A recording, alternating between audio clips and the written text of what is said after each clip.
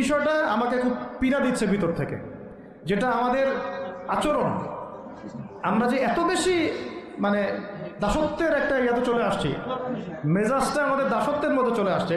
আমরা শত্রুর চোখে চোখ রেখে কথাই বলতে পারি না। শত্রুর চোখে চোখ রেখে কথা না বললে তো সে আমাকে দাম দিবে না। কই, সে তো চায়নার সাথে এসব ডিল করতে পারে না, সে তো ইভেন পাকিস্তানের সাথেও তো পারে না। পাকিস্তানে কি খুব মুসলিমদের ঐক্য আছে নাকি? না, নাই তো। ওর ইন্টারনাল অবস্থা তো আমাদের চেয়ে অনেক সময় খারাপ। কয়েকটা পারমাণবিক বোম আছে, এই কারণে তার দিকে তাকাতে পারে না। স্বাধীনতার 50 বছরে কয়টা মিসাইল তৈরি করলেন? একটাও তো তৈরি করার ফিকির করবেন না।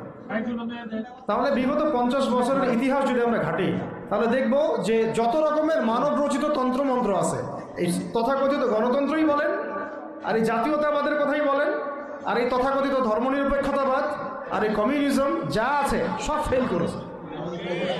পশ্চিমা সব মতবাদ এখানে এমনভাবে ফেল করেছে যেটা ইতিহাসে বিরল। তাহলে একটা মাত্র পথ আপনাদের সামনে এখন খোলা আছে, যেই পথ দিয়ে এই সমস্ত সমস্যার সলিউশন আনা সম্ভব। সেই পথটাই হচ্ছে ওই যে লেখা আছে, সিরার আলোকে উম্মার সংকট নিরসন।